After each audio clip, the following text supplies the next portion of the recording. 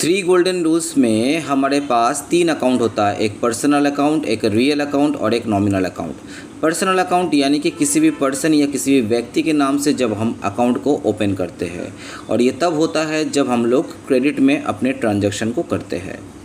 तो उस केस में कोई भी पर्सन जिसके नाम से हम अकाउंट ओपन कर रहे हैं, या तो वो हमारे लिए रिसीवर होगा या तो वो हमारे लिए गिवर होगा। मतलब किसी ट्रांजैक्शन में हो सकता है कि हम उसको कुछ दे रहे हैं या तो वो हमें कुछ दे रहा है।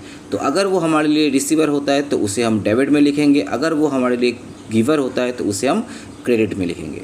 उसके बाद आते हैं दूसरे अकाउंट जिसका नाम है रियल अकाउंट, जहाँ पे हम मोस्ट प्रोबेबली हमारे बिजनेस का एसेट्स और लायबिलिटीज़ का हिसाब रखते हैं।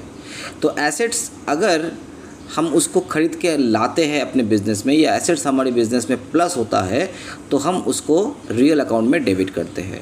और वैसे अगर एसेट्स हम लोग उसको आउट कर देते हैं, या वो डेप्रिशिएट हो जाता है, या उसको बेच देते हैं, या वो लॉस हो जाता है, तो उस केस में हम उसको क्रेडिट करेंगे।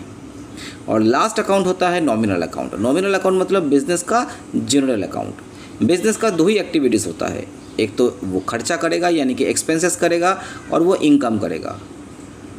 तो ये 2 ही एक्टिविटीज़ बिज़नेस जो है रेगुलर बेसिस में करता रहता है। जब हमारे इनकम हमारे एक्सपेंसेस से ज़्यादा होता है तो हम लोग प्रॉफिट वाला यानी कि गेन सिचुएशन में रहते हैं, और अगर हमारा इनकम हमारे एक्सपेंसेस से कम होता है तो हम लोग लॉस वाला सिचुएशन में रहते हैं। तो नॉमिनल अकाउंट में हम लोग हर वो एंट्रीज़ को रिकॉर्ड करेंगे जो बिज़नेस का रेगुलर का काम है, रेगुलर का एक्टिविटीज़ होता है, यानी कि एक्सपेंसेस और इनकम को एंट्रीज़ करना। तो इसलिए नॉमिनल अकाउंट में कोई भी एक्सपेंसेस या कोई भी लॉसेस वो डेबिट में आता है, और कोई भी इनकम या कोई भी आप गेन करते हो तो आपको क्रेडिट करना है। तो 3 गोल्डन रूल्स हम लोगों के लिए सबसे बेस्ट रूल होता है अकाउंटेंसी को सीखने के लिए। हमारे पास कोई भी ट्रांजैक्शन आएगा, हमें सबसे पहले उसको आइडेंटिफाई करना है कि वो ट्रांजैक्शन है या नहीं है, मतलब जिसमें हमारा लेन और देन दोनों ही हो रहा है।